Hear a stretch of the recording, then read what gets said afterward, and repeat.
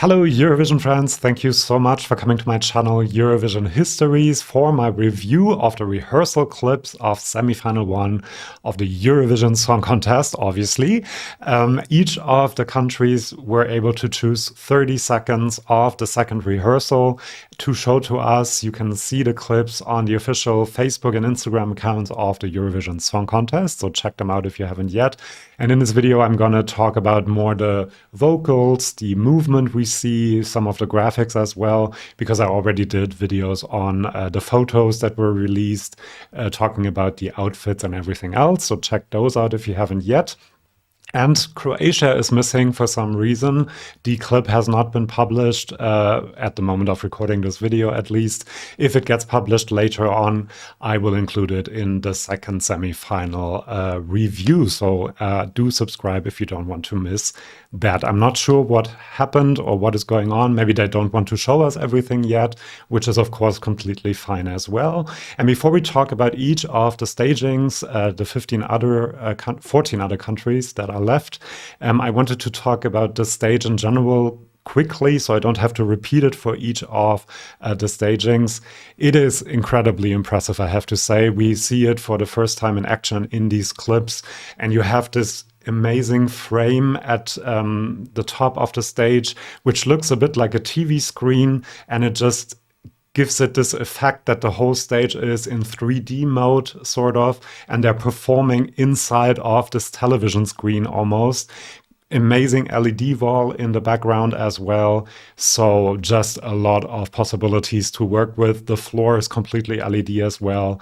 And a lot of countries are using this to create effects. So well done, Switzerland, our hosts, for this amazing staging concept. Now, let's get right to it. I'm using the running order of the semi-finals. So we are starting with Vibe and Roa. This song has grown on me quite a lot in the last couple of weeks, and every time I hear it, it puts a smile on my face because I imagine them with their energy, and we see it in this rehearsal clip as well, full of energy. The choreography is basically the same as in the national final. The vocals are a teeny tiny bit better, I think, than I remember them. They're still not amazing, but for a song like this, it's good enough, I think. It feels a bit shouty in some parts, so maybe they can lower the energy level in the vocals and put all the energy into the movement or something. And what I really like is the background here, because there's kind of a pixelated volcano. At the beginning, I thought it's Hellgrímskirkja, this big church in Reykjavik, which I love and love when I visited there.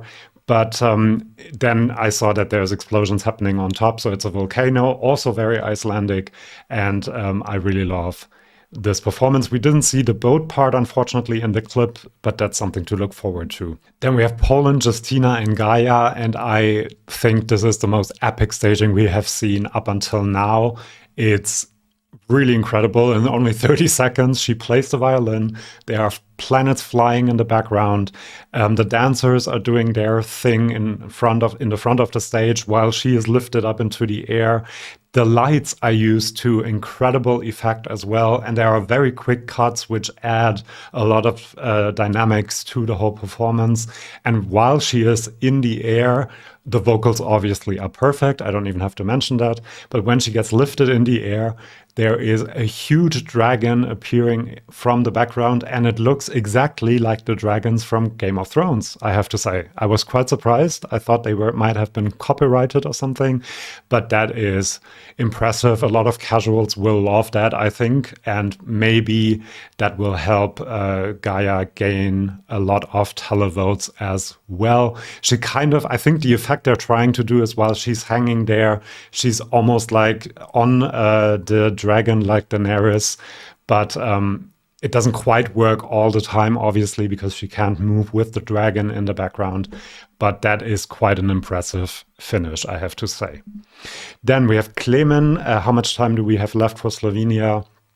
Beautiful, beautiful staging for this one. I really like the outfit, the sparkly jacket that he has on, and a simple white t-shirt. The light beams, yellow light beams that engulf him in the rehearsal clip are really beautiful, and there's a very cool contrast with the blue dots in the background as well. And then there are some close-ups of him, and he sells the song 100%. And then when it pans out again, his wife is on stage with him, which is also really beautiful. Not sure casuals will understand that it is his wife that the song is about, but maybe the commentators will mention it. And vocally, this is actually very strong. So well done, Slovenia. Then we have Estonia, Tommy Cash, and Espresso Macchiato. It starts with him in front of this red curtain that you can see in the image as well.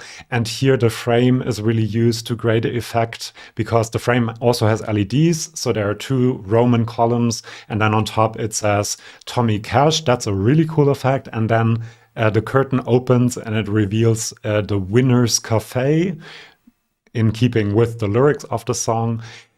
Calling it the winner's cafe doesn't make him seem more likable, even though that might not be the point. But to me, I want to feel that the singer I'm watching is likable, and here that is not really the case. And then the vocals are really not great, to say the least. It all feels very empty, like there's a bit of support missing. I almost feel like he needs maybe a backing singer to prop him up a little bit.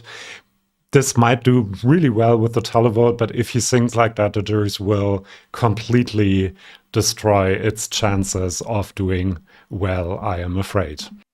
Then we have Tifar Blood from Ukraine with Bird of Prey, another one where I felt like the vocals seemed a teeny tiny bit off. I might have heard it wrong. If I'm wrong, let me know in the comments, obviously. But this is shot in a very interesting way. The focus is very soft. The lighting is also very soft. And it gives the lead singer an even more androgynous look than he already has with the blonde hair and also this outfit that he's wearing. The graphics are not on Ukraine level, so they're quite good, but they're not as amazing as I've come to get used to with Ukraine. They are pink and blue, pulsating graphics that go along with the instrumentation of the song, which is good, but I expected something more impressive like Jamala's Tree or Jerry Heil's amazing graphics last year, but it's still quite good. Then we have Kai Barabastu. I've seen a lot of comments saying that they were very low energy and they will definitely not win. Guys, this is just a rehearsal. And by the way, if I say the vocals were a bit off, it's a rehearsal. That's what a rehearsal is for. They might get better with more rehearsals. And I mean, it's a rehearsal. You don't bring full energy in a rehearsal. And I think these guys need the audience also in the arena to really work off the vibe they get from the audience. So I'm not worried at all. I think the staging works well. It looks quite similar to Melodiefestivalen, though the graphics show a beautiful landscape and it feels like there are more wide shots than in Melodiefestivalen. The only thing I would change actually is the three sauna guys, backing dancers in the background. Maybe I would put them right behind the three guys of Kai and make them do the synchronized movements right behind them. That might be a cool camera shot, but not important all that much. And the vocals were great as well. I didn't hear any off notes, so well done, Sweden. Then we have Napa and Deslocado. There's a bit more walking around than we saw in the national final, but this is basically a band performance. Lots of camera shots of each of the musicians, which might work with the juries, but in the semifinals we don't have any juries. So we shall see whether this makes it. What I really like, the graphics show a cityscape emerging at some point that then turns into shapes. And then I think at the end we see an island, which might be Madeira, which obviously tells the story of the song a bit, and I find that quite lovely. Then we have Kyle Alessandro with Lighter for Norway. They make use of the lights, excuse the pun, very effectively, as you can see in the image, but in the rehearsal clip it comes alive even more. I love the contrast between the blue background and the fire at the front of the stage. He sings this quite well. Amazingly well, actually, as we've come to get used to from him. The run, when it goes up and up and up to the high part, wasn't 100% perfect, but again, it's only a rehearsal. Obviously, there's pyro as well, and we have a break dancer, which adds a cool effect, and I think he has a lot of charisma and stage presence, so Well done to Norway as well. Then we have Belgium Red Sebastian with strobe lights. This, I think, is the rehearsal clip I was most impressed by when it comes to the visuals. This has an amazing visual identity. The background is pulsating red shapes, which is great. And then there's this one shot that looks absolutely amazing. You have the red background, and then the lighting rig is lowered, and there are pulsating blue lights that almost look like electricity, and Red Sebastian is right in the middle of the stage. It looks absolutely incredible. And then there's also great choreography. He walks along this walkway, and the dancers are waiting there frozen. And once he reaches them, and they kind of look like him, they kind of look like doubles of Red Sebastian. And once he reaches them, they start dancing along with him, which is also a cool effect. And then at the end, we kind of see a short glimpse that the staging might turn into white at some point as well, because the contrast between the red outfits and the red background wasn't always there. But if it turns to white, that can work quite well. The vocals sounded a bit shaky. These are the lower parts that he has always had a bit of trouble with. He's much better in the higher parts, and he has to do a lot of movement now. So, but again, that's what rehearsals are for. They can still improve on the vocals.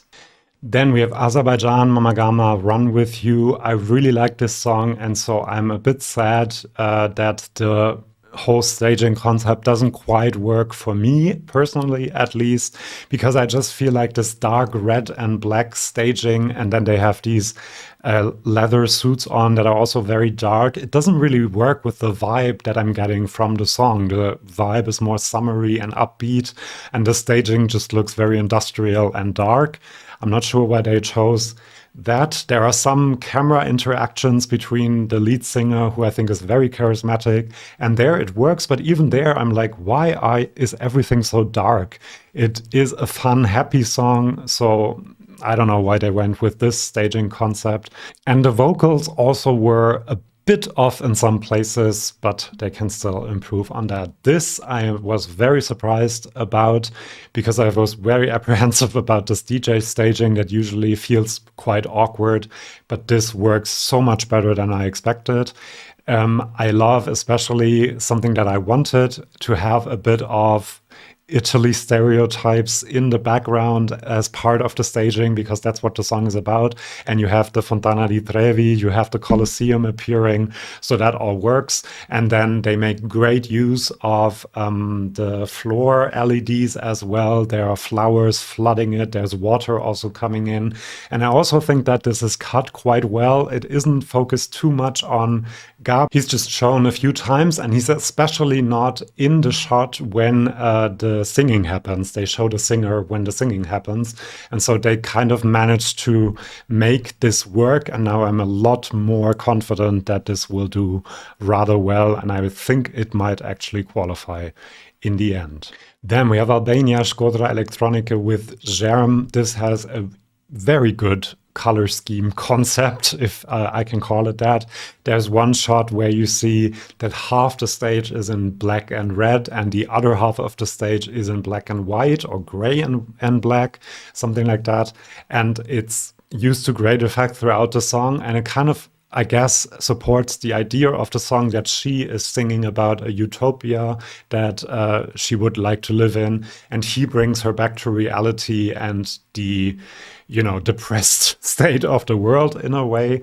And so having these two color schemes is very effective for that. It seems like when she sings, the whole stage is black and red, and maybe when he sings or has his spoken word part, we don't see that in the rehearsal clip. Maybe the whole stage goes gray and black. And then you also see on the floor, and the LEDs on the floor, that there is a bit of a border in between them. So I think that they found a great staging for this. In the black and red, you also see the patterns that I talked about during the photos, which look like traditional Albanian patterns, at least to me. And then obviously the vocals by Beatrice are really, really good. Even though this is only a rehearsal, she put a lot of energy into them. So well done, Albania. Then we have Claude for the Netherlands with C'est la vie. This was quite interesting when we got the photos, seeing this string trio. Doesn't really work with the vibe of the song, but now you see how they made it work.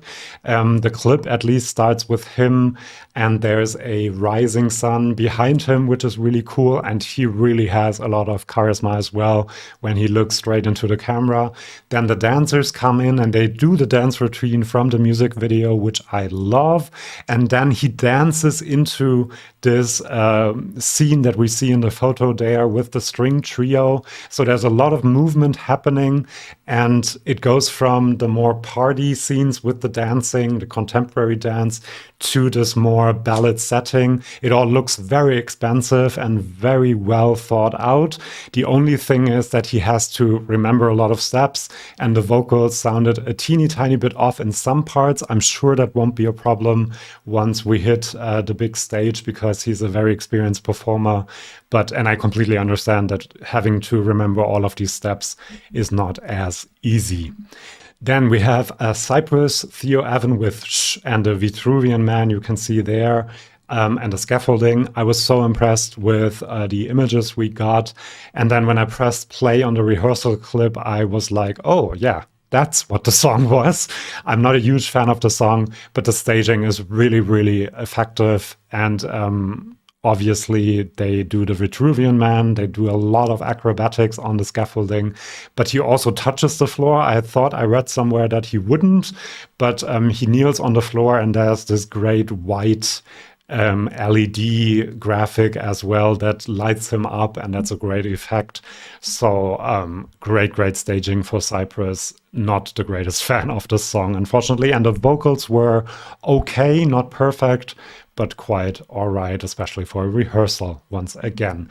Unfortunately, as I said, we don't have the clip from Croatia yet, but I'll include that in the Semi 2 video. If you don't want to miss that, do subscribe. Then I wanted to tell you who I thought did best and maybe underwhelmed me a little bit. I was very positively surprised by Belgium. The visuals are amazing. I think this was the best clip out of these for me personally. I also think that San Marino did much better than I expected, and kind of found a way to do the staging for a DJ in a good way for Eurovision. And the Netherlands, I also liked the Netherlands, Albania as well. And I was a bit underwhelmed, unfortunately, by Azerbaijan because of the dark staging, which doesn't fit the vibe of the song. Do let me know in the comments who you liked and who you didn't like as much, and then we can have a discussion. Thank you so much. Do subscribe to the channel, and then I might see you for my next video. See you then, and bye-bye.